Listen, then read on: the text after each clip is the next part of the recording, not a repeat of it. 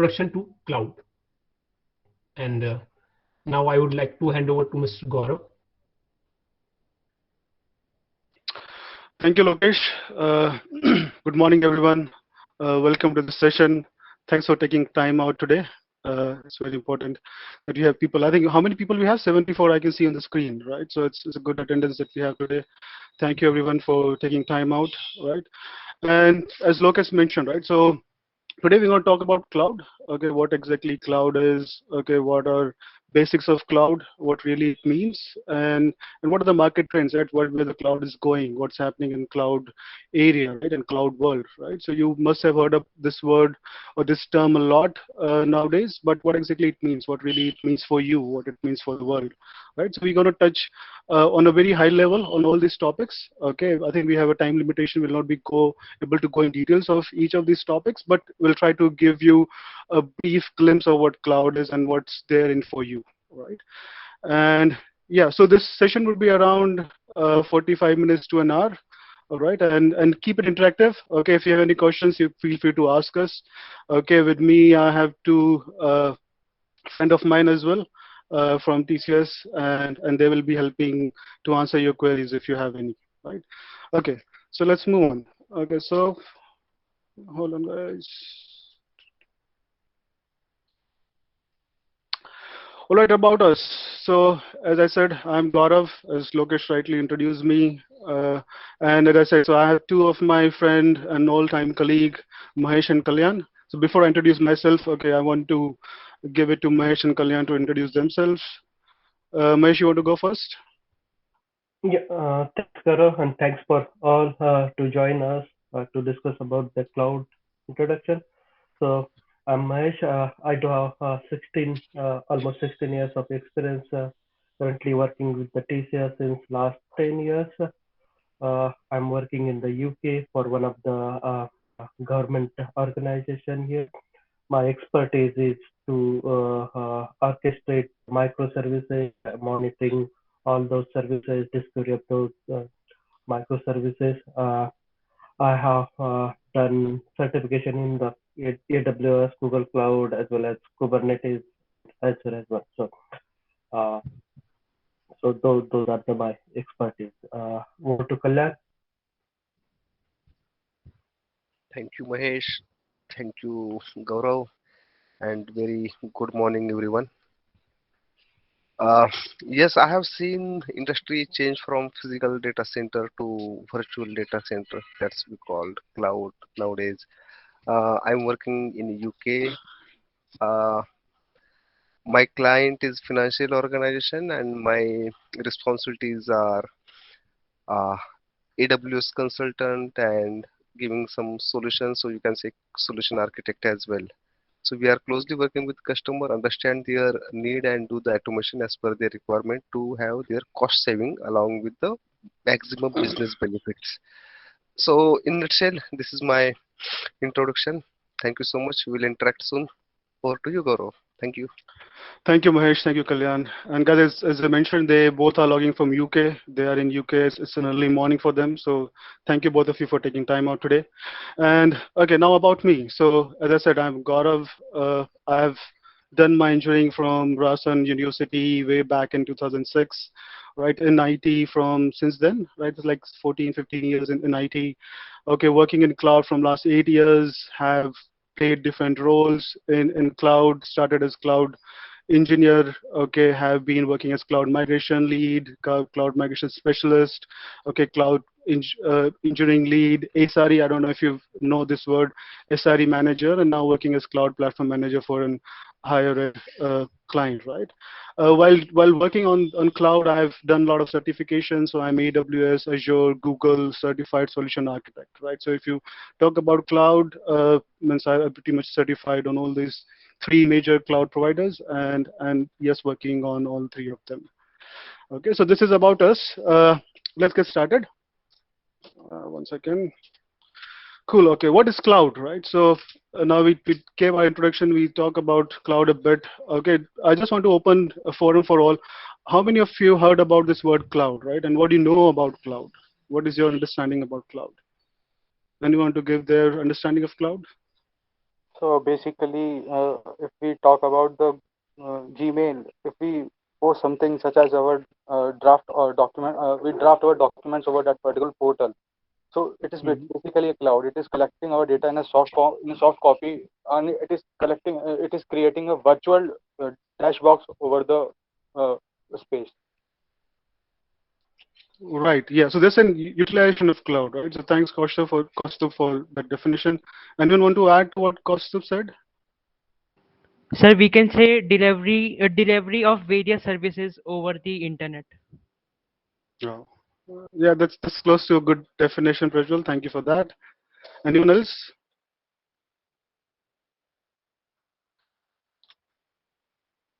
Cool. All right. Okay, let's move. So as Kaustubh and Prajwal rightly mentioned, okay, so cloud is basically an on-demand delivery of IT resources, right? Now, when you talk about IT resources, what are they? We'll come to that point.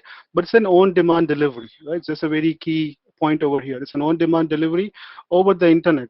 Okay, as Prajwal also touched on that it's an on-demand delivery of IT resources with pay-as-you-go pricing. So you can pay as what you utilize, you pay as you go. Okay, and why we mention it, why these three things that I mentioned, on demand, okay, over the internet, and pay as you go, why are these key features? We will come on that. When you talk about IT resources, what we are talking about? So we are talking about servers, right? We're talking about compute. We're talking about storage, as Kaustav mentioned, right? You store file in Gmail and it's available for you everywhere, anywhere, right? You talk about databases, right? I don't know. You must be working with a lot of databases, Oracles, MySQL, MS SQL. So yes, you have that available over cloud, right? You have softwares, you have analytics, you have intelligence, AI, machine learning. All these capabilities available over cloud on demand is basically what cloud computing means, right? Another definition, if you want to see from Wikipedia, because I think we all rely on Wikipedia definition. So it's again say the similar thing. It's an on-demand availability of computer system resources, okay, and especially data storage and computing power without direct active management by the user, right? Why it's become important? Why they mentioned active without active direct management of user? I think we'll come to that point. Now, that brings us a very important discussions definition of cloud, right? So we were discussing other day, me and Kalyan, and I think he gave a very apt definition for cloud, and I think I would like Kalyan to give his words on what cloud really means for him. Kalyan. Yeah, thank you. Okay, so how we started this discussion is like, let's go with the word cloud, right? So cloud is something when we get out of our house and we can see the cloud everywhere. Go to UK, USA, any part of the world, we can see upside and there will be sky, cloud will be there.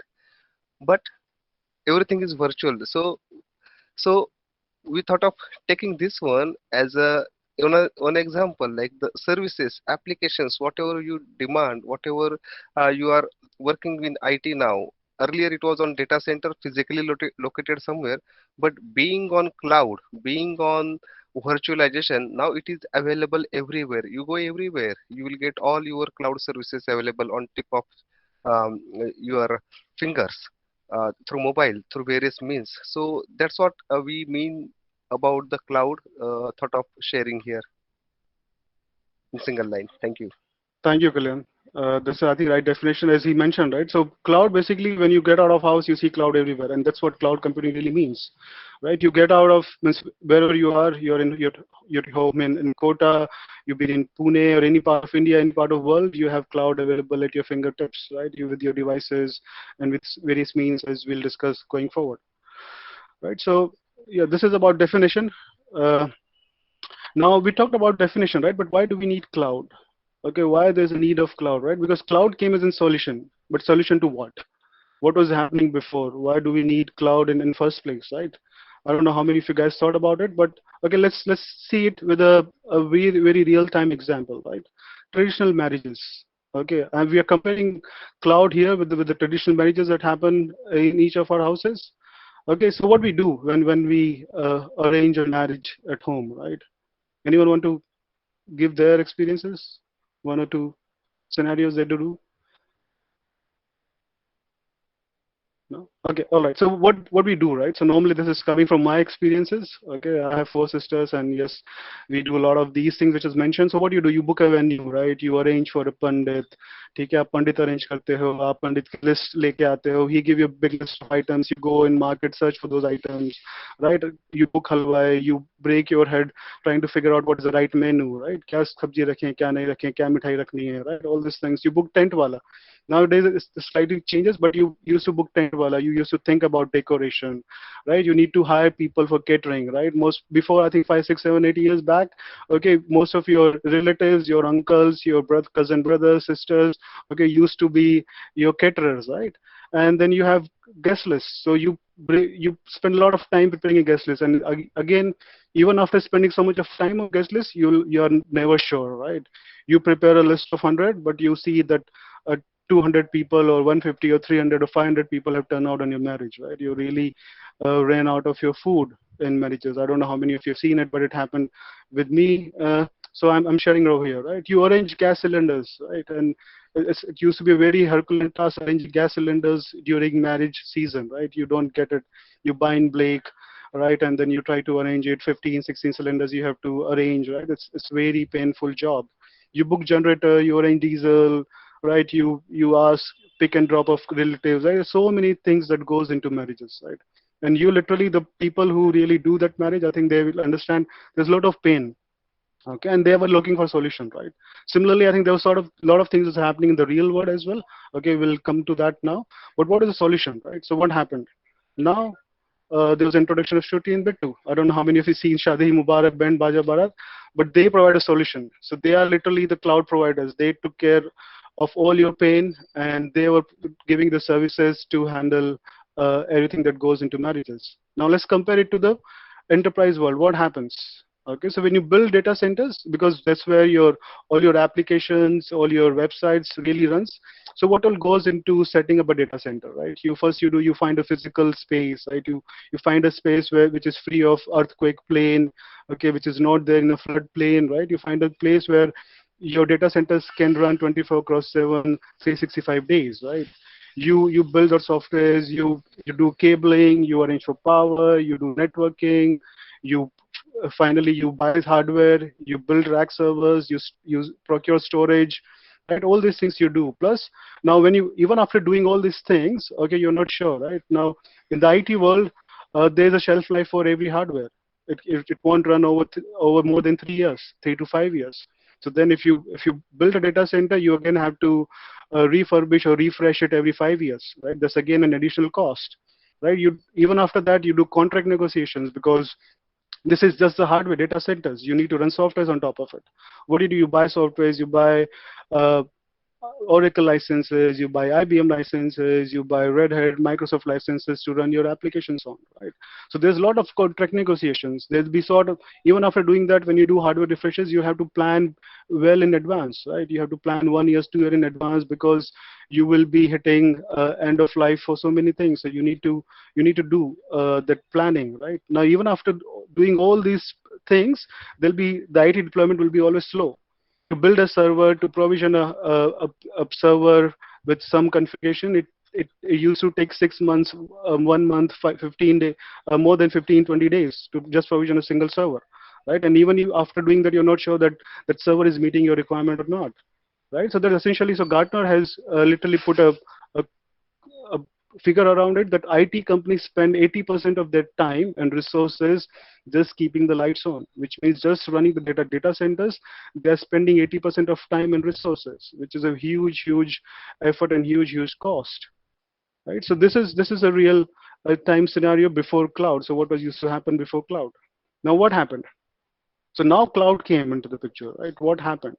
So first thing that happened with cloud is there's no upfront capital expense. So if you see over here, on the right hand side, capital expenditure. So all this expense that was going to build a data center, to provision a physical space, cabling, power, cooling, networking, server, certification, blah, blah, blah. All these things were taken away from companies, right? So they don't have to do any capital expense, right? Then there's a low variable pricing. So what happens now, since it's data center, since introduction to cloud, the companies or cloud providers are building huge data centers. with thousands and thousands of servers, thousands and thousands of rack or networking devices. Now what happens when you buy things in bulk? Okay, you get price benefits. So they were able to procure something at a lower price, and they are transferring that benefits to the end user, which is you and me, right? And the third benefit of cloud is pay only for what you use, right? So now before, even when you're procuring this data center, even if your application, let's say today I decide with a couple of my friends that okay, I have an idea and I want to set up an application, a web application or mobile application, right? If I'm in olden days, what I'll do, I'll have to set up a data center. I have to buy a server. I have to arrange a place to keep that server, keep it storage, right? Running that. And what happens if that idea doesn't work? I launch my application, but application is people or end users have not liked that application, right? All this my expenditure goes for toss, right? So I'm losing money. I've lost money. I'm already running in losses. But with cloud, okay, you only pay for what you use. So if I have an idea today, I want in one server, two servers for it.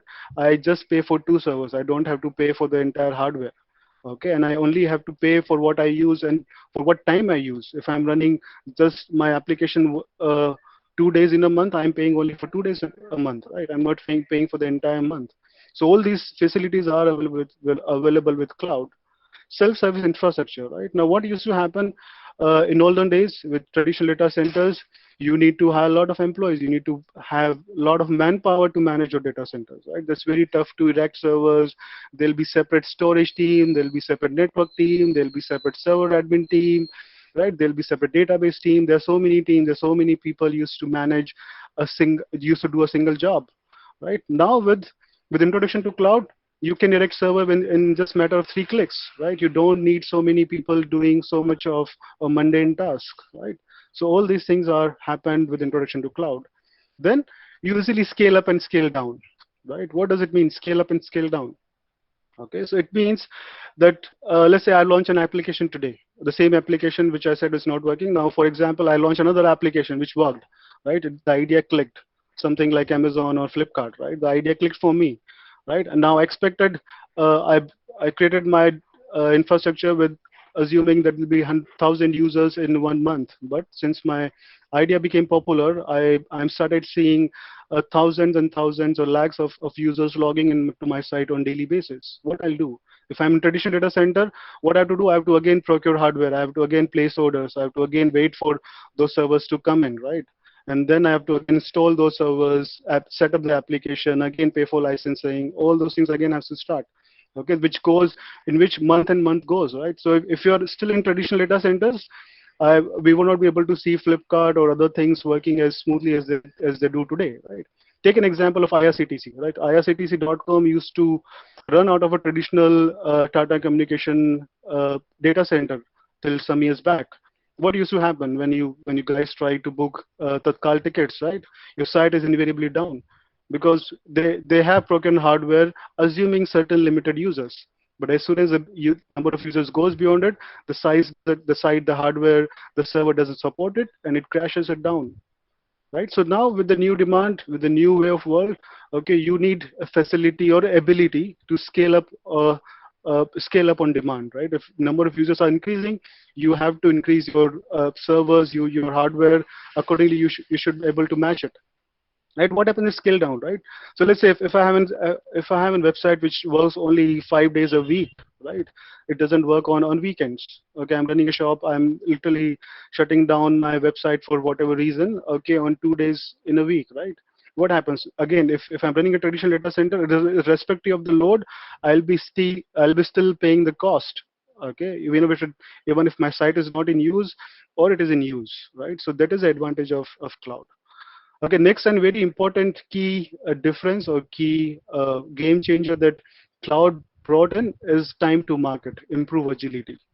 Right, as I said, so if any organization or enterprise have an idea, or let's say just a group of friends, okay, like yourself, so you have students, okay, you have some brilliant idea, right? And the time that from which you get your idea to market has become a key differentiator with the introduction of cloud.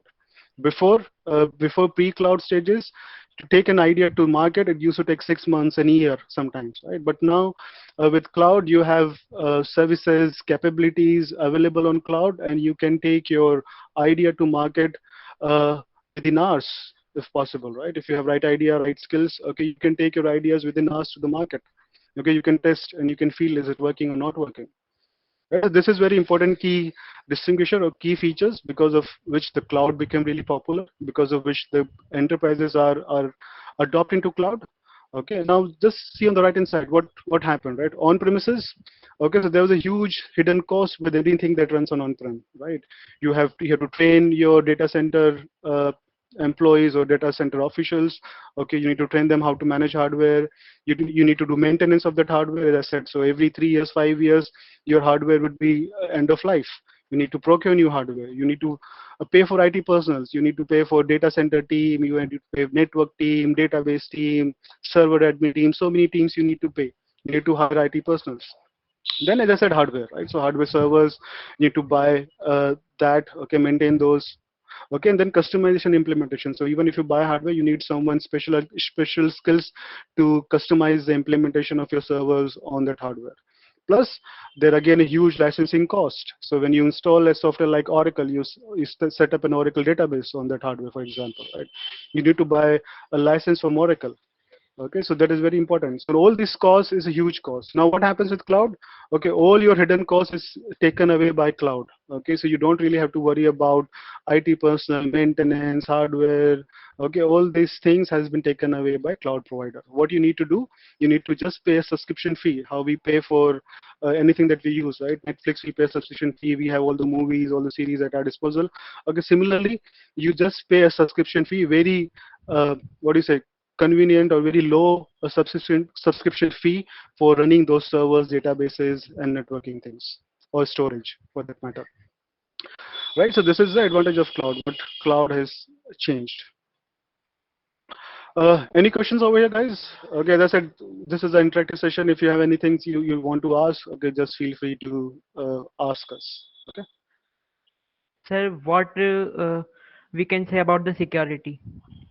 Yes, On security. Yes, so security is again a very important feature, right? So when you move to cloud, security is again very important phase and a very important part of hosting things on cloud, right? And all these cloud providers are ensuring that they are meeting all the security compliances. Okay, they are ISO certified, they are HIPAA certified. Okay, there are a lot of PCI certifications that they have, right? So when they host data centers across globe, okay, they have to maintain the compliances. So yes, they are things they are running very securely. Now when you talk about security, there are again a different aspect of cloud. Okay, there are certain aspect of cloud which falls under the user. Okay, we'll touch on that in next slides. Okay, but yeah, we'll talk more about that, Prajwal, in next slides. But yes, security, again, they are taking care of security in a right manner. And if I can say that, okay, hosting a data is far more on cloud is far more secure than a lot of data centers these days. Okay, because they are meeting so many compliances. They are passing those compliances check, ISOs, HIPAA, PCI, okay, DSI, okay, all these things are they are meeting. Okay, sir. Cool. All right. Okay, how helps organization, right? So we talked about these features, but in previous slide, okay, but how exactly it happens? So you said, okay, yeah, we had this is fine, but does it really happen that way, right? So I've given two examples over here. So what used to happen initially? Okay, so this is this graph that you see on the left hand side, the elastic and the pay per use infrastructure. Okay, this is how it used to happen. So you have your demand, and demand is never, no one can predict a demand, right? So you talks about anything, you talks about share, you talks about grain, you talk about oil, for anything else in the market, you can't really predict demand correctly, right? So the demand will always be variable. It will always keep changing. But what happens? So when you, let's say if I buy a traditional data center, if I buy a hardware, I have limited capacity. So if you see this horizontal line over here, so I bought, let's say for example, I bought 3 rack servers, which gives me some 100 CPUs, 200 RAM, 200 GBs of RAM, some 10 TBs of storage, right? So I have a limited, like it's shown over here, horizontal graph. Okay, I have a limited fixed capacity. but my demand is variable. So till the my demand is below this blue line, everything's working fine. I don't really have to worry about it. But as soon as my product became popular, my website, my application became popular, demand increases. So as soon as demand increases, my hardware is not sufficient to support my website. What I'll see website goes down, app is down, users are becoming frustrated. Okay, they are leaving my site or they are leaving my app, they are moving to my competitors, right? So this is what happens. So anytime when you do a traditional data center, you have a fixed capacity. All these horizontal lines, the blue lines, is a fixed capacity, and your demand will be always variable, right? So this was a real-time problem. Now with cloud, what you can say is that as long as your demand is increasing, your cloud resources also increasing. Okay, you can configure them in such a way that as soon as the number of user increases, the number of servers also increases. As soon as number of users goes down, the traffic on application goes down, your servers or your hardware also reduces. Not the hardware, but your server number of servers also reduces. Okay, and what you see over here is an opportunity cost. I think that's an economic term. I will not go into that, but yeah, this could be an example where you can understand the variable demand and how cloud helps the variable demand. Okay, another example you can see is Facebook. Let's say, for example, Facebook launched a interesting figure or interesting feature, for example, right? They've done some modification, like they've introduced Reels. Okay, and it became pretty popular. So initially, let's say if they have launched on Sunday, 3-4 days the demand was pretty low, but by weekend there was a huge spike in demand, right? From, let's say, 500 users using the features, it came to 5,000 users or 10,000 users or 1 lakh users, and then you have to adopt to that demand, right? Your infrastructure should meet and support that demand. So what happens? The cloud helps you in that. Okay. Moving on, cloud growth. So we talked about cloud, what cloud does, okay, what happens in cloud, how it helps. Okay, let's see what really happening. Is this thing that we talked about is really working or not? Okay, what is really happening on the market? So if you see these trends over here, okay, by 2000, in way back in Q1 2016, the revenue for cloud and cloud providers were 8 billion, and now the graph is sometime old, but today the market is $371 billion for cloud. Okay, and by 2015 we're expecting the cloud market to go somewhere around 800 to 900 $1 billion, right? So there's a huge demand of cloud. Now, if you see this figure, 94% of enterprises are already started using cloud, right? So the companies who are invested on traditional data centers are moving slowly, not slowly, I think now they are moving very aggressively on cloud. Okay, so cloud is the future. Cloud is where everyone is going. 40% of businesses are storing their data, already storing the data on cloud. So that was the utilization and benefits of cloud. So this is how the cloud is growing. Okay, moving on. So we talked about cloud, we talked about benefits of cloud. Okay, but who provide this cloud? Okay, what are the players that are there in the market and provide you cloud services? Okay, so if you see over here, AWS is the key player. I think AWS is the first one to start this concept of cloud. Okay, they introduced Amazon Web Services was the first cloud, proper cloud provider. Okay, and understandably so, they are still holding the bulk of market share. So 32% of market share of cloud business is owned by AWS today. Right, Azure is a close second. They are owning 20%. So Azure, if you don't know, it's a Microsoft cloud product. Okay, it's called Microsoft Azure. Okay, they are owning 20% of market share globally. Right, then Google Cloud comes third. They are holding 7 to 9% of market share, and then there are other cloud providers as well, right? So you have Alibaba Cloud, you have IBM Cloud, you have Salesforce, Tencent, Oracle, right? All the key players, all the big names in IT space are venturing into the cloud space. Okay, sometime back we also had a cloud offering from TCS as well. Okay, but again, this is limited presence till now, but yes, TCS again had a cloud public offering too. Right now, this, as I said, these three are the key players. They are invariably holding 60% of market share. So if you want to get started on cloud, these three cloud providers would be your choice. Right? You should be choosing any one of these three cloud providers if you want to get into cloud.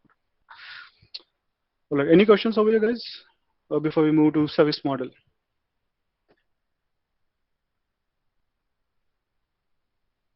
Okay, let's talk about service model, right? So we talk about cloud, but how do we get started to cloud? Okay, how does cloud really works?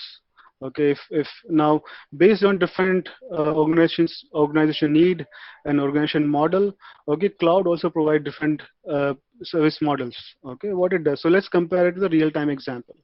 Okay, so just imagine that running a data center is like owning your own or having your own car, right? What do? You buy a car, you buy the what do you say, insurance for the car, you do regular service of the car, you do upkeep everything. Okay, you need to fill petrol, right? You so everything, if you own a car, everything you have to do by your own, right? You have to wash it, keep it up to date, right? Clean it. Okay, all the things you have to do by your own, right? Now compare uh, to another model, which is infrastructure as a service. Okay, it's like leasing a car. Take an example of Zoom cars, right? So you have Zoom cars. What does happens when you take a Zoom car? So Zoom car, people manage the car. You don't really have to own the car, and you can choose any model, right? When you buy your own car, you buy a car today. Tomorrow there'll be a new model in the market, and then you can't do anything about it because you already buy another old model. Okay, you have to just wait for 6 years, 7 years of time till you again accumulate sufficient money to buy another new car. But with Zoom cars, you can buy any car, the latest cars that is available. You can drive uh, a Scorpio today. Tomorrow you can if you want you can hire a Mercedes. Okay, you can hire Audi. Right, all these things are available in cars in Zoom. So that's the advantage of Zoom car. So similarly, in cloud you have IaaS, infrastructure as service, where you don't own it, but you can lease it. You can lease infrastructure, you can lease the servers, you can lease storage, you can lease network, and you can run it. And as in when the new updated storage are available or updated cloud servers or cloud computing is available, you can always opt for upgraded compute types or storage types, okay, with minimal cost. Okay, then you have pass, okay, which is platform as a service. So what do you do when you don't want to own a car, you don't want to lease a car, you don't know how to drive, you can still own a taxi. You can call Uber, Ola, you can go from your home to anywhere. Okay, you can order a small car. Let's say if only two people of you are going, you can order a small micro Ola, right? If you're more people, you can have a premium Ola or Uber. You can order those side of things, right? So similarly with PaaS, similar at cloud side, if you don't know how to run a servers, you don't know how to build a server, you don't know how to take care of servers, hardware, or networking, you can take platform as a services. You can run application engines, you can run your websites using serverless models, you can run your databases where everything is managed by cloud. You don't really have to, you just have to store your data, your tables, right? And everything underlying database, subscription, okay, maintenance, everything is managed by cloud providers, right? How it happens in Ola or Uber. And for third model is SaaS, software as a service. Okay, just compare it or just with Kalpana Travels or any other bus providers that are available. You want to go to Jaipur, for example. What you don't want to buy a car, you don't know driving. Okay, you don't want to take a taxi because it's expensive, it's costly. Okay, you just need one seat because only one you want to go to Jaipur. So what do? You just buy a bus ticket or train ticket and you go to Jaipur, right? You don't really have to own or spend too much on any of this cost. Similarly, you have SaaS offerings where you just use software as in when you need on pay-as-you-go basis, right? Example that Kaustuv mentioned initially is Gmail, right? You really don't have to host a SMTP or an email server for that example, right? You're not hosting, you're not managing the IPs, okay? You're not doing the upkeep of it, okay? You're not managing the whitelist, blacklist, spam, all these things. You're just using Gmail. You have to write an email to anyone. You just come log into Gmail, draft an email, see your emails, and go away, right? All the underlying problems of storing, maintaining everything is taken care by the Gmail or the Google, right? So similarly, in SaaS, all the troubles, all the headache of managing all these things are taken care by cloud service providers, and you just use the services on SaaS basis. Okay. Now let's talk about responsibilities, right? So this is one of the things that Prajwal also asked a question about security. So I think this thing really touch base on the security aspect of as well. Okay, so what happens when I move to cloud? Okay, what do we do? So if everything is done by cloud, why do we need people, right? What do we do? Okay, so again, it's as I said, there are three models. Okay, and responsibility of a user who is going to cloud again varies based on what model he selects. Okay, he or she selects, right? In on-premises, if you see on the left hand side, everything is managed by you, right? So whatever in blue is managed by you, whatever is in gray is managed by cloud provider. So if you're in on-prem data centers, you have to maintain applications, data, runtime, middleware, operating system, virtualization, server, storage, networking, physical space, everything. Everything has to manage by you yourself, right? Let's say if you talk about infrastructure as a service, all the underlying things like networking, storage, server, virtualization, operating systems are managed by cloud providers. So they do the upkeep of all these things. What you need to do, you need to just manage middleware, runtime, data, application, and security, right? So at this point of time, the security is again aspect of another important aspect. So in IaaS, security is something which you have to manage because you are handling this what do you say, pillars or four blocks of the infrastructure, right? So then you have to take care of the security. Security of these five things or five blocks will be managed by cloud service provider. So they take care of the security. They manage the security of OS, operating systems, virtualization, hardware. They maintain the security of it. But if you're in IaaS model, okay, application security, data security, runtime, middleware security has to be managed by yourself. Okay, let's talk about platform as service. What happened? So in this case, runtime and middleware also managed by cloud. Again, the security and other aspect of maintaining them would be done by cloud service provider, and you just have to manage your data and application. Whatever the application you host on it, okay, you have to maintain it and ensure the security of it. Correct? Now, talk about SaaS. Okay, everything right from the application data, everything is managed by a cloud service provider. For example, when you do an email, you just have to ensure that your username and password are secure. Okay, that's everything about keeping, whenever you send an email, that email is going the right way, all this, it has the right encryption in place to secure your data, or whatever you're writing in email is securely going to your sender, okay, is securely receiving to the receiver. Okay, all those things are taken care by the service provider. In this case, Google. Similarly, the cloud service providers take care of everything end to end. Okay, you just need to ensure that your credentials, your user logins are kept securely by yourself.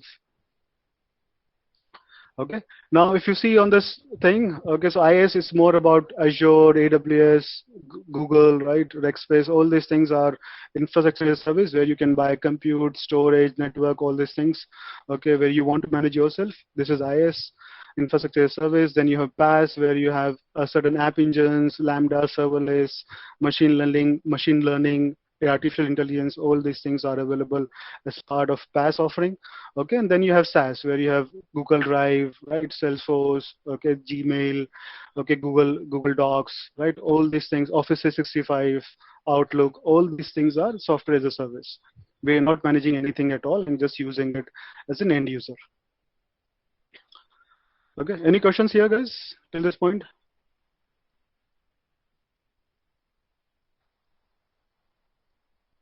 No? Okay. All right, let's move. Okay, types of cloud, right? So we talked a lot about cloud service model. Now, what are different type of clouds? Okay, so I won't spend much time over here. Okay, so but there are different types of cloud you can set up. You can have private cloud, where though you can set up a private cloud in your own data centers, okay, to just have agility and all the key features of cloud available to you. This is called private cloud. Then you can host in public cloud. So AWS, Azure, all these are categorized as public cloud. Okay, so you can host your data, your applications on public cloud. Plus, then again, in certain healthcare organizations or some financial organizations, you can have hybrid cloud, where you have some portion of your data or for your infrastructure hosting in your private data centers, and certain portion of your data or your infrastructure is hosting in cloud, in public cloud. So that is called hybrid, where you have both private and public running in tandem, right? And then you have multi-cloud. So though you're in cloud, okay, it's not always necessary that you're only sticking to one cloud provider. As I said, so there are so many cloud providers currently available in market: Google, AWS, Azure, Alibaba, right? All these things are available, and then you can choose to have a hybrid model again in public cloud, which is called multi-cloud. right? So you can have multiple, you can have storage from one, you can have, now all these cloud providers have their USP. Okay, let's say if you talk about Google, they have very good big data software, so big data capabilities at this point of time. Okay, if you compare to AWS, they have more, they are far good in serverless, they are far good in compute. Okay, you talk about Azure, they are very well in application management. So if based on your what applications or what your organization really needs, okay, you can have mix and match of these cloud, and this is what different models talk about. Okay, so yeah, so we talked about a lot of cloud, what is happening in cloud, service models, types of cloud. Okay, but what is in for you? Okay, what is really happens? Okay, so we just try to make it relevant to you guys is what's happening in job market. Okay, why it's important for you to understand and learn cloud, right? Because if you see there's 121% growth of job postings in cloud. I think it is, this data is 2017. If you talk about today, it will be like more than 300% growth in job postings. Anything that is get posted on any of the job portals, I don't know, you guys may not be exploring that much of job portals now, but when you're out of college, when you start searching jobs, you'll find cloud is invariably part of any job posting that is out there. Okay, and the job market is growing at a huge pace, right? If you see, there's a compound annual growth of 24% in next 4 years. Okay, there'll be huge openings in cloud market. Okay, and then when there's a huge opening, there's a huge demand of resources who know cloud and who can manage and do things in cloud. Correct. Now, what are the skills you need, right? So let's say you want to get into cloud. Okay, what skills you need? Okay, so uh, essential skills today, if you see now, out of all the cloud jobs, AWS is required in 58% of job openings today. Okay, so since, as I said, so AWS on 32% of market share, understandably so, they have more requirement of people who can work on AWS cloud. So 58% of job openings that comes out today does require AWS skills. Okay, then you require 44% of Python, right? Because a lot of things that happens on cloud is happened automatically. So you have to have some sort of uh, what do you say, coding background, or not entirely coding background, but you should know how to code a bit, right? You should know how to write small programs or small automation so that things can run automatically, right? Java, Azure have 30% of job openings are on Azure at this point of time. Okay, so yes, these are the key skills required in cloud. Okay, and then there, when you talk about job roles, so you have software engineers, again require cloud, senior software engineer, again require cloud, so software architects, again they have to design systems on cloud, so yes, there are openings in cloud. DevOps engineer, again a very cloud specific niche skill. Okay, again it requires cloud knowledge. You need to understand cloud to work as a DevOps engineer. Even if you're a full stack developer, you should know cloud to create your systems, okay, to deploy on cloud. Okay, so these are the skills that is required in cloud today. Let's talk about salaries. So if you have those skills, what you'll get in market, right? So I think most of you would be, whenever you're getting into the market, you will be more or less starting as either a cloud developer or cloud engineer, and this is the average salaries in the market today. Okay, this is across the globe. You tend to get somewhere around 120 to 150, $100, $1,000, sorry, $150,000 per year is what a salary you can expect. In India, it's around 7 lakhs to 10 lakhs at this point. Okay, if someone who's starting new into the cloud, okay, even if you have cloud skills and you're starting fresh in the market, you can expect somewhere between 7 to 10 is what would be your salary range. Correct. And what could be your career path, right? So let's say if you choose cloud, and I think more or less you all would be getting into cloud once you get out of your colleges. Okay, you need to learn cloud, and what available career paths are available to you. So these are the 4 or 5 different career paths you can choose. So you can, if you have a flair of designing systems, you like designing systems, you like designing softwares. Okay, you like working with architecting. If you have an architect sort of flair, okay, you can be a cloud solution architect like ourselves. Okay, so we three of us are more or less cloud working as a cloud architect capacity. We are handling different things, but yeah, we are working as cloud solution architect. So yes, you have, if you have flair of designing systems, you have that career path available for you where you can be a cloud solution architect. Okay, cloud developer, if you like coding, if you are doing coding day in, day out, you like C++, Python, Ruby, okay, you have flair of writing logics, okay, cloud developer is again a very good career path for you. Okay. Cloud sysops admin. If you like managing servers, right? There are a lot of people who like managing Windows systems, Linux systems, okay, storage and other things. Then you can be a cloud sysops admin. There's a separate career path for cloud sysops admin. Okay, again, very much in demand. Now, if you're someone who likes doing both, who likes managing systems, who like writing code as well, you can be a DevOps engineer, right? So you have a very good path, very bright path in cloud, where you can be a cloud DevOps engineer, can work work as a developer plus sysadmin, and can do things, right? So that's what DevOps means. Developer plus operation guys, DevOps engineer. So that's again a very attractive career path available on cloud. Then you can be a support engineer, right? So if you want to just support things, okay, again, since all globally, as I said, 99% of 92% of companies are moving to cloud, and very soon I think we'll say 100% market is running out of cloud, more or less. Okay, so you would require a lot of support engineers as well, which will be supporting these websites. Okay, they have to do this mundane job of managing some softwares, okay, just doing some basic troubleshooting and managing. So uh, you can work as a cloud support engineer as well. These are the career paths available for you if you want to get onto the cloud. Okay. Next, how you can get started. Okay, so there are various options available for you. Okay, Udemy, there are courses available on Udemy, YouTube. You can find a lot of material about cloud, a cloud guru, plural site.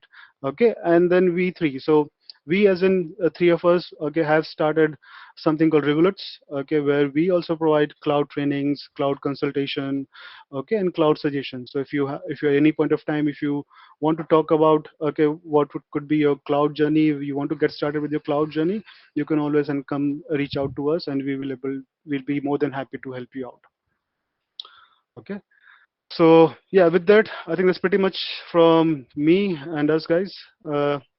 So yes, you can reach out to us. This is my LinkedIn profile.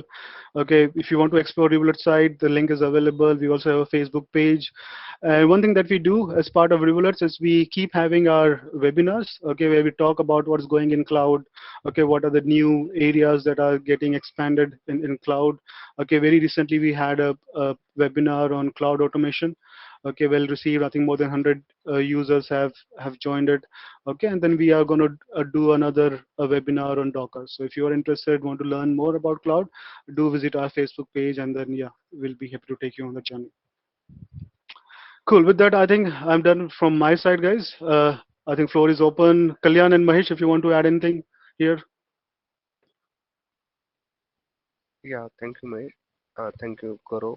So as Gaurav talk about more related to the market, jobs and all, but I'm sure out of 100 students, there may be 10-20% students who do not wanted to go for jobs. So how about them? Is this cloud forum uh, is really the target they should move into? Yes, it is, because it gives you opportunity to build your logic, build your business as well. I will take just an example. We have Mahesh with us today. He will guide us more on it very soon. So Mahesh is developing some microservices. So we can say some sort of automations. Those are getting manually work getting converted to the automated way, which saves the work, which saves the time, and which saves the money as well for different organizations. So what you can do, you can develop your small microservices, and you can publish into the AWS marketplace as well, and you can sell it.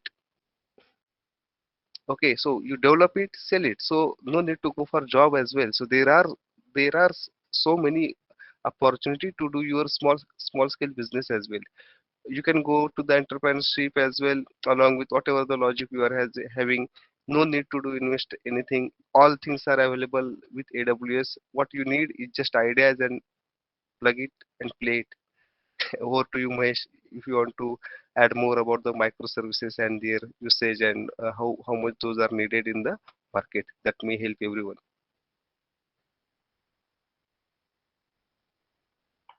Yeah, thanks, Kalyan.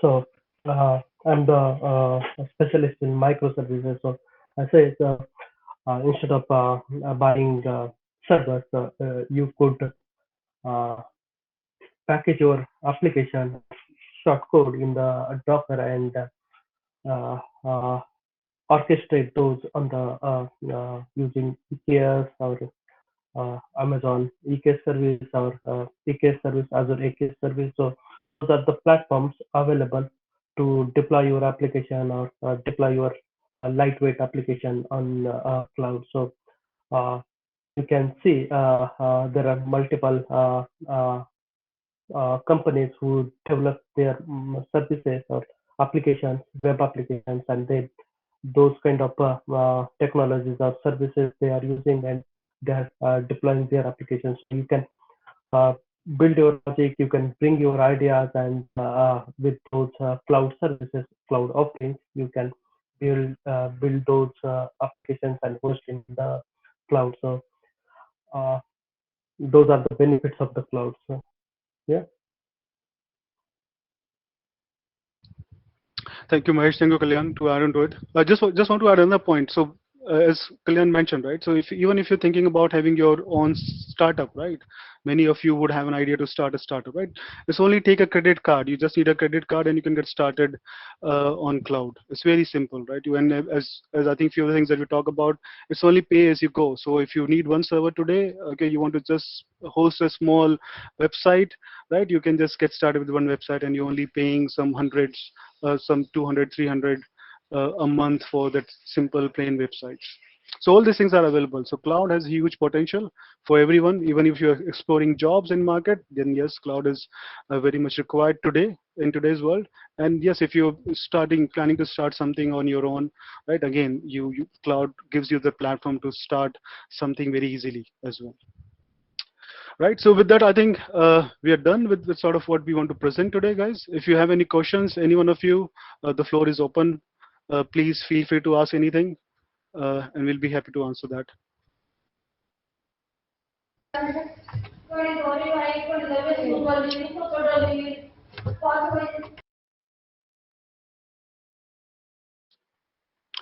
Okay, so I have a question for Mashi in the chat. Which is a better career option, DevSecOps or DevOps? Okay, it's a very good question, Ashi. Thanks for asking that. Okay, so again, it depends on what is your interest, right? If security is your interest, you want to learn about security, how the things are securely run on cloud. Okay, then DevSecOps is an area for you to explore, right? But if you are not so keen on understanding security, you're more interested in running applications, right? Just ensuring coding or maintaining and establishing of applications, then DevOps is an area for you. If you're flair for understanding what goes into security, what you do, what is one, two, three things that you do when you host something, how you keep them secure, right? What all things has to be done? Okay, least privileges. I think there are so many things in security area. Okay, if you're interested in knowing that, then yes, DevSecOps is an area for you, right? Which is better career option? I think both. So security is again have a huge potential as you talk about. So since people and organizations are moving towards cloud, okay, security is again very important and uh, very important area for everyone today, right? So if you see DevSecOps is an area which only came in last 1 or 2 years, right? Before that, when we started, okay, I just want to share with everyone. When we started, I think we were doing everything. We were doing the security, we were doing the implementation, we were doing the architecture. Okay, we are doing pretty much everything that happens in cloud. But now, since the cloud expand, all these areas have become a different stream, right? So SecOps is a similar area, okay, where you have to focus on cloud security.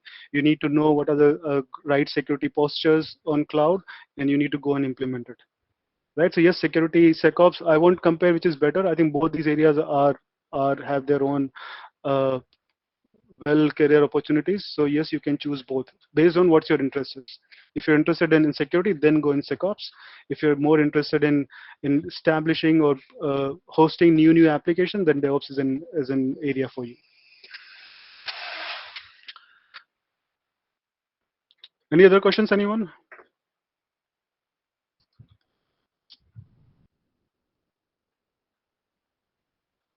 No? Yeah, Gaurav, there there is is a one question. more One Sir, question. question. there is a question in the chat box. All right. There are opportunities for ones Hello, not Gaurav. having. I'm Manish Chaturvedi. Thanks for such a nice session you are having. And examples you have given about Zoom car, then Ola, and then bus, train, and other things also. Cloud is such a growing field. My question is related to the last chat question which we received. And because if a student is not having computer science background, maybe from civil and electrical engineering, and maybe if he is not an engineer even, because students who have joined here are MBA from non-technical background. Is there any career opportunity for them in the field? And it's Yes. synchronized with the current question that in between. Sorry for this. Please carry Yeah, on. no problem, sir. So yes, so I think, yeah, to answer your question, sir, yes, there are opportunities for everyone. Okay, you talk about MBAs, you talk about technical, non-technical guys. Okay, you are coming from computer science or IT background or not, right? There are opportunities for everything. You talk about, I think one thing we haven't, I think we briefly talked about it, but you talked about machine learning, right? So let's say if you're from mechanical stream, machine learning is the future, artificial intelligence is the future. So more or less, these mobility is the future. So whatever you do, you want to host it in mobile, you want to have in mobile app. So you talk about all these streams, they would be more or less hosted on cloud. So yes, the cloud have opportunities, career opportunities for everything. Even if you're MBA, you will be finding, because since as the cloud is growing, they need professionals who can sell cloud, right? Who knows about cloud, who can go do meetings with businesses, present cloud and sell cloud, right? So if you're purely from uh, pure MBA, just want to be a sales guy or finance guy, yes, do have career in cloud, right? We have, so today I think we technical people more or less do this all sort of jobs, but I think the cloud has ramped up, has grown at an immense pace, right? We used to, now today even we were more or less interacting with different clients, try to sell them our part of cloud or our new features or new offerings from cloud. Okay, but yes, it won't be possible for just limited people to do in future, as at the pace the cloud is growing.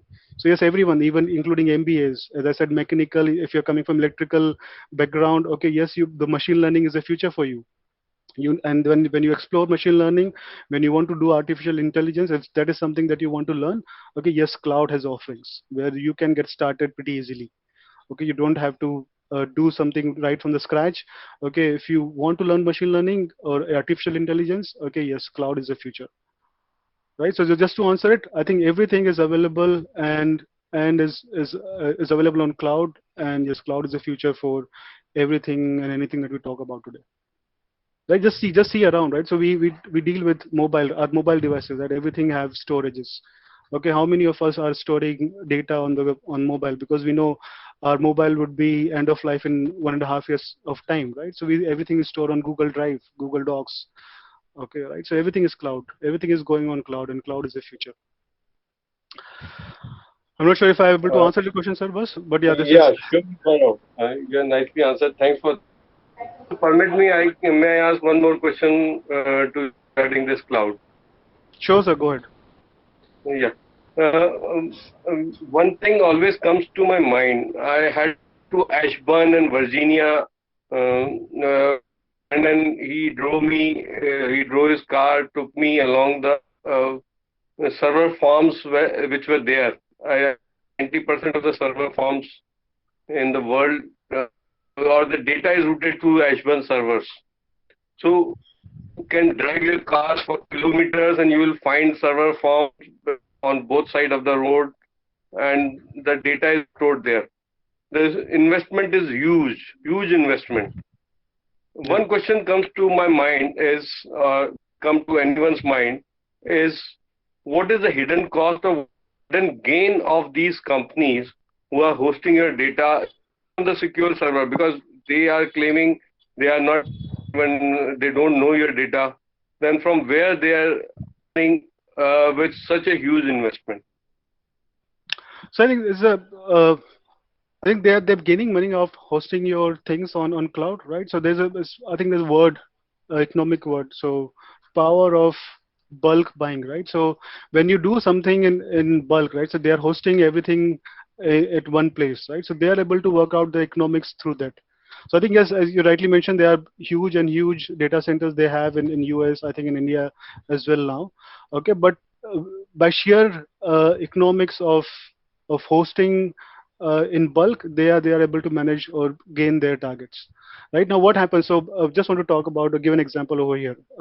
When I started my cloud journey, right, it's what somewhere around 2011, 12. Okay, where really started working on cloud. So that time it was only 5 services which were running on from AWS. Okay, there was used to compute, storage, S3, okay, and CloudWatch used to be like 4 or 5 services only. Now today, if you talk about, they have 200, I think they have 500 plus services around these things. Okay, so what they do? So they look at the data, they work with the clients. Okay, they understand their requirements, and they come up with new services. Mobility, if you see, right? So they have ramped up huge on mobility because when they were hosting data, when they were interacting with client, they understand the demand from the client that they are looking for mobility solutions. They are hosting more or less mobility applications on their data centers. So they came up with their mobility solutions, right? Similarly, I think where they are making money, they are making money with the new offerings, with the new services. They keep coming every now and then. Okay, that's how they are squeezing money from these customers. They're ensuring, or they are, I think what they are selling is that uh, you forget about management cost and you just uh, focus on operating costs and everything we do, right? So that's how they are ensuring their margins are met, and that's how they, the server farm that you see, I think they're just going to grow in future, in going future as well. Mahesh, Kalyan, if you want to add anything. Yeah, so that's true. It's like you will invest for one customer, for example, $1,000, and same hardware, same infra will be shared for 100 different customers. So for those 100 different customers, you don't need to put some extra amount from your pocket, and you will get benefit. I just try to give one of the example. As that way, all cloud operators are operating and making their margins. So there are some questions from Akhilesh. Praj, Akhilesh, yeah, I written Hi, wrongly. Ankulesh. You can ask your question, Ankulesh.